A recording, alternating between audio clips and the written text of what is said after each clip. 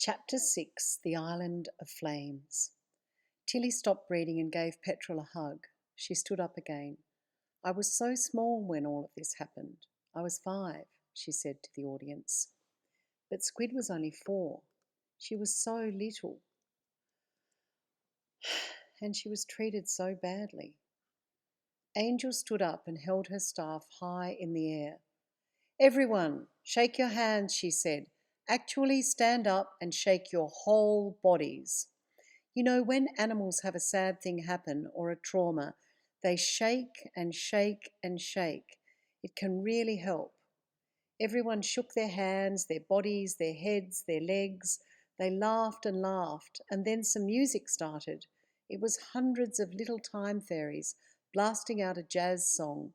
If you want to look it up, Brooklyn Funk Essentials play a version of it called The Creator Has a Master Plan. On that day, it sounded so good. People started dancing and laughing even more.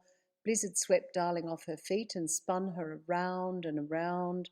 Miguel did some wild breakdancing, and the whole deck was alive with jumping and fantastical jiving.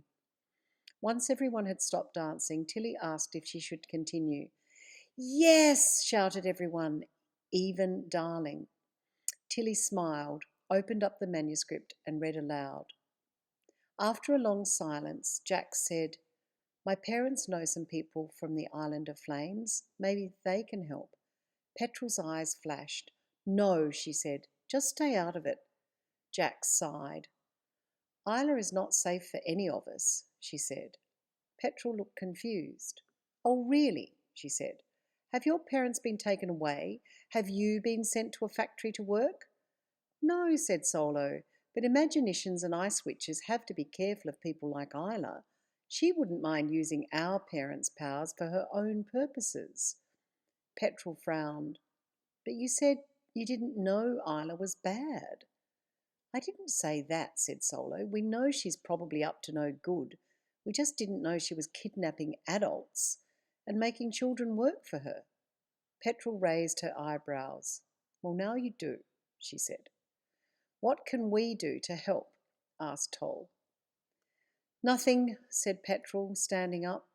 The less help we have, the safer we'll be. Solo looked sad. We won't betray you, he said. Petrel shook her head. We won't, said Jax. Ever. If this woman is harming you and your family, we'll be on it. Jax shot fire from both her hands and drew them up into the air, forming a big circle. Trust me, she said. I don't muck around. You are an alien, said Squid, her eyes wide. Maybe, said Jax, but if I am, I'm the best sort. Petrel sighed. I do like flames, she said, with the hint of a smile. Okay, said Toll, what next? Jack shrugged. And where's Escher? Asked Solo. Oh, yeah, said Jax. He got an offer he couldn't refuse. What? Asked Solo. Lessons on time travel, said Jax. He gets to go back through time and everything with a real time wizard. Time travel? Asked Dodger. Yes, said Jax. He won't be back for a while. Is that meant to be a joke? Asked Petrel, looking unimpressed. No, said Jax. He really won't be back for a while.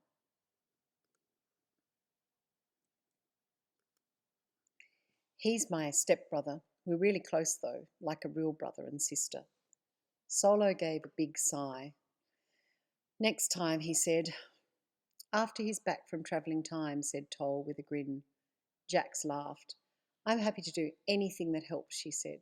Toll nodded. Me too. I think we should go home first, said Solo. Then we can bring you back some proper supplies.